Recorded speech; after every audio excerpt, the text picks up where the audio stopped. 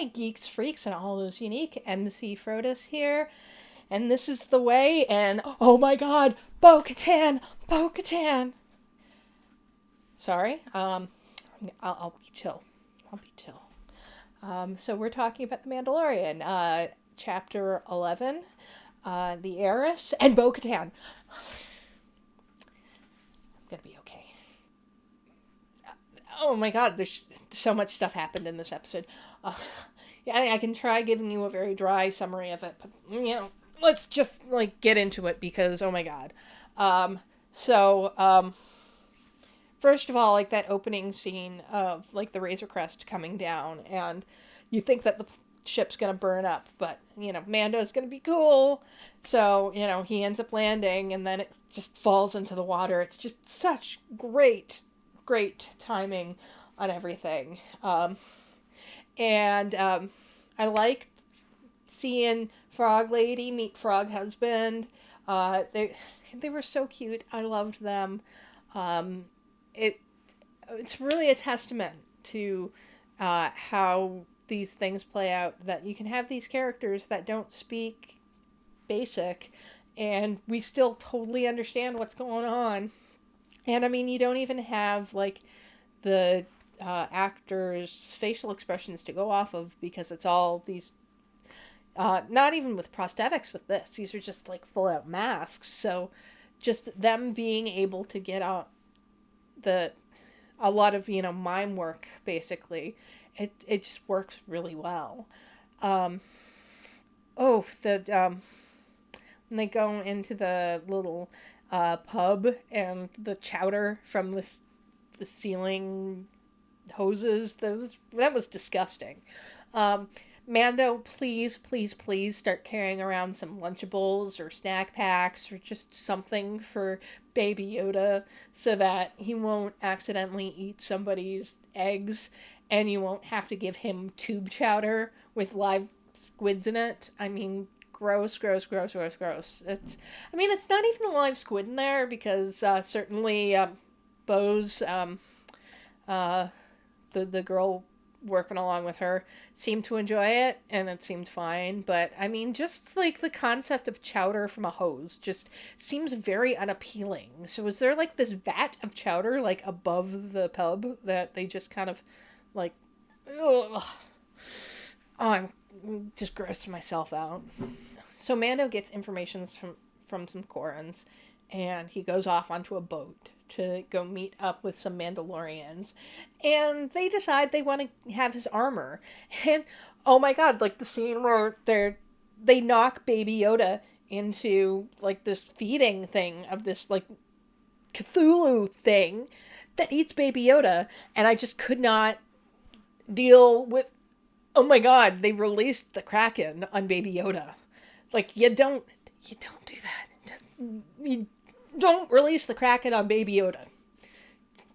Just wrong. I mean, I know Baby Yoda's had some controversy lately, but we'll see in this that, there's character growth, and he does not deserve to have a Kraken released on him. It was such a tense scene. I mean, I kind of thought it's oh, well, Mando's gonna save him. But then Mando doesn't save him. Din is just, I mean, I'd have trouble swimming in Beskar too. But, he's... I can't...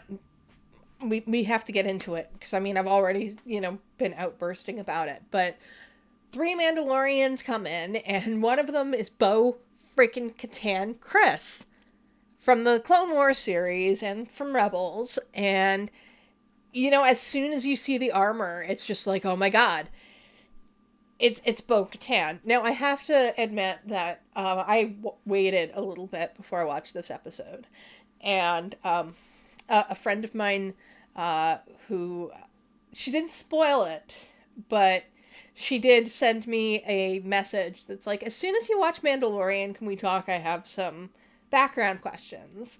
And so I was okay, do you know what? Somebody from Clone Wars or Rebels appeared in this.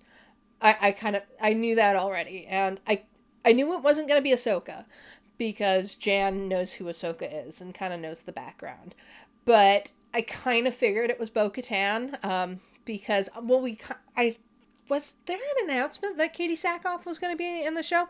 I didn't remember that, but I thought it might be because I know also that Jan is in love with Katie Sackhoff. So, kind of as soon as I saw the name of the episode, as soon as I knew that it was the Heiress, I'm like, okay, this is definitely Bo-Katan.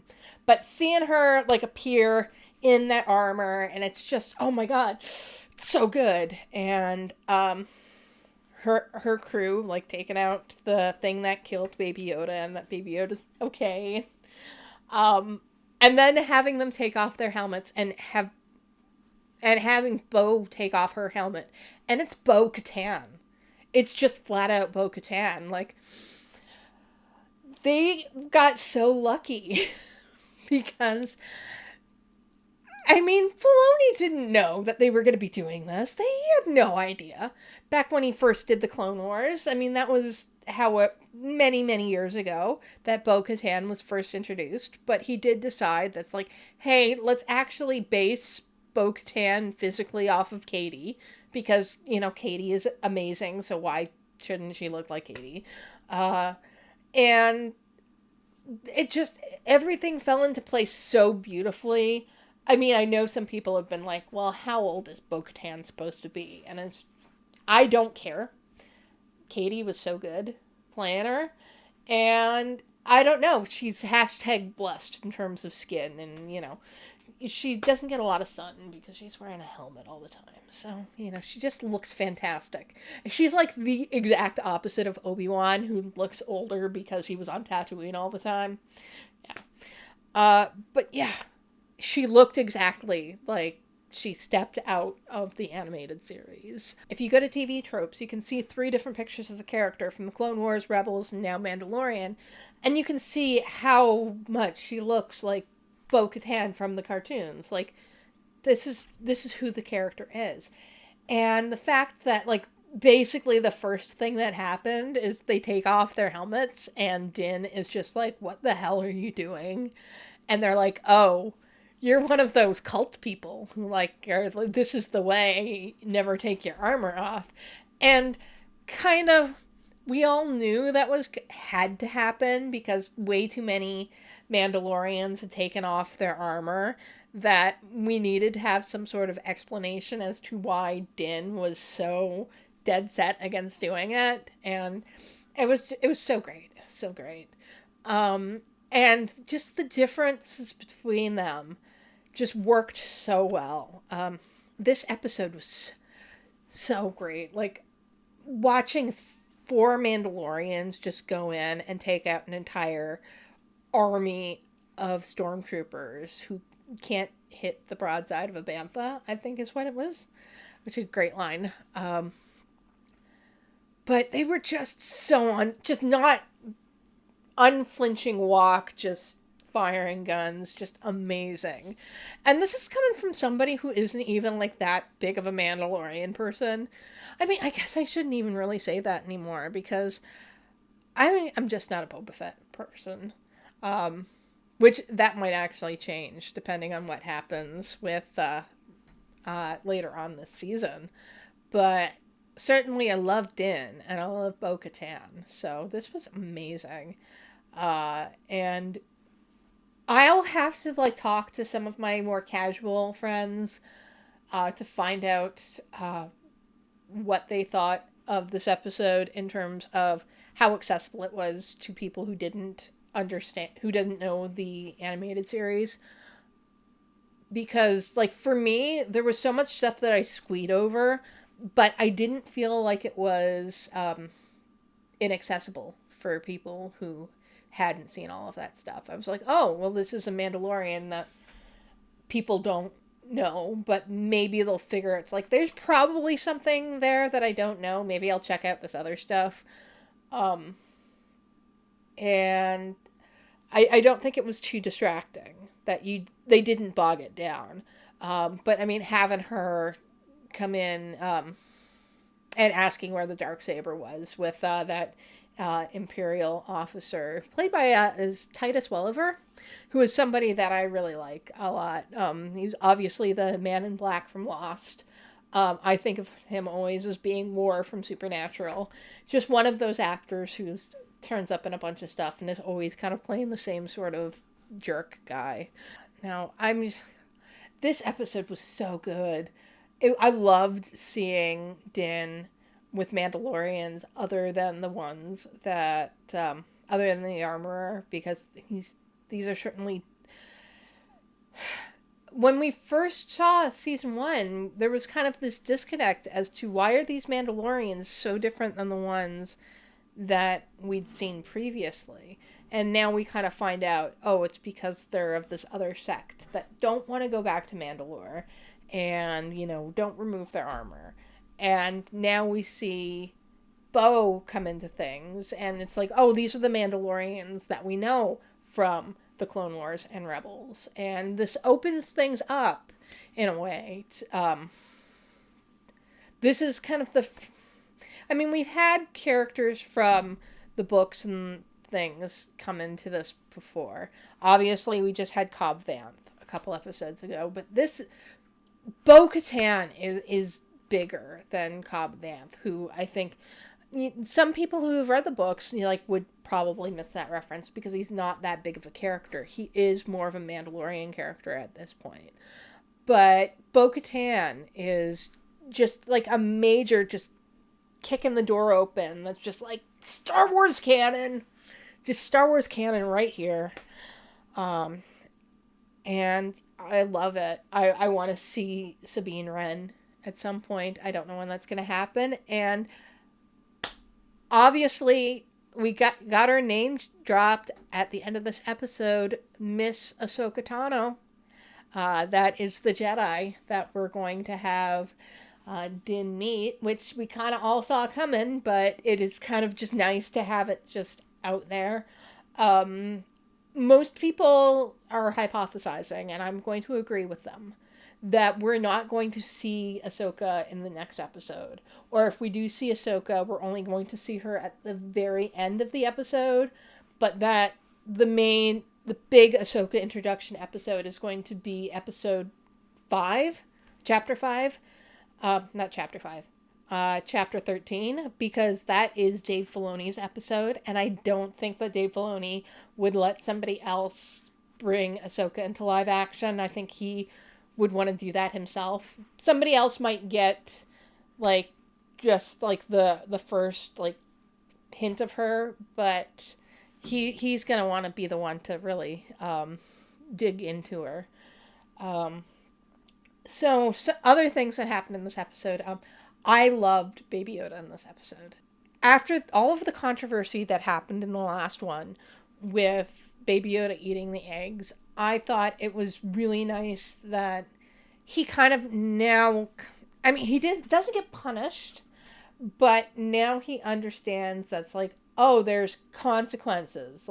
These are not just regular eggs. I know all eggs, create life, but he's kind of starting to understand the whole idea of where life comes from, which is, I know that's kind of a basic human, I don't want to say human because that's speciesist, and Baby Yoda is not a human. Baby Yoda is a Yoda species, but a very kind of living creature thing, obviously the circle of life, blah blah blah, but it's something that you learn, something very force driven to understand the power of life, which just that look on his face when he sees the little tadpole come out, it's so sweet. I think it was the most personality we've ever seen from Baby Yoda. And at the very end, when he's playing with the little tadpole thing, and Din's trying to pull him away, and he's got the little grabby hands, and it's not a bad grabby hands where it's the first time where he's grabby handsing at something that he doesn't want to eat. Except maybe Din, because he did grabby hands with Din when he wanted Din to lift him up. And I have a lot of feelings. I really want that for Baby Yoda. I want an arc for him. I would like him to develop more personality. And at some point, I mean, this may be controversial, but I would like him to start talking. And I'd like his first words were to be to call Din Dad. Um, yeah. Which I know would be weird because nobody else would say dad around him. But yeah, I want Baby Yoda to identify Din Djarin as, you know, his person, his family. Because apparently this is going to be the thing that, like, the hill that I die on for Mandalorian. It's like, yes, Baby Yoda and Din as family. Uh, this episode was so. I think this might be my favorite Mandalorian episode yet. It was so good. It was just so good. As somebody who loves the animated series, it was such a gift, such a gift. And Katie Sackhoff was amazing as BO-KATAN, and I thought Pedro Pascal did fantastic. Not getting along with her and them kind of grudgingly working together. It was great. I can't wait to see where this goes. I can't wait to see her come back because you know Bo-Katan's going to be back. I think that this is going to be the overarching storyline. Is Mandalorian is Din coming to terms with being a Mandalorian and helping to free Mandalore from, you know, Moff Gideon. And they're going to need Bo-Katan for that because Bo is going to be the one to take over as the sovereign of Mandalore. And this is great. We're getting into more than just, you know, wandering around with Baby Yoda, which is fine. I love wandering around with Baby Yoda, don't I? It's my little child.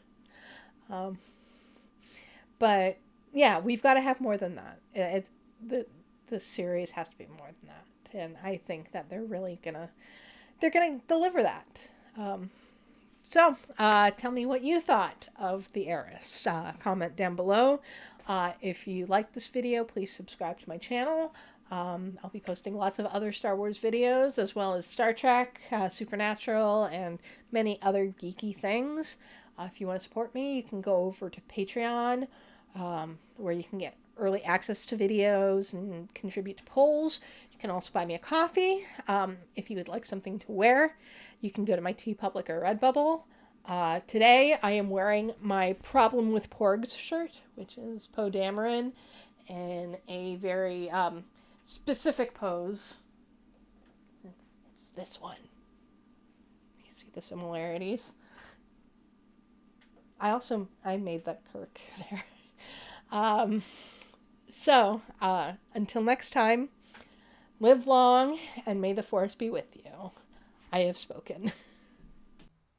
Thanks to these patrons for keeping the lights on around here. I very much appreciate all of the help from you guys.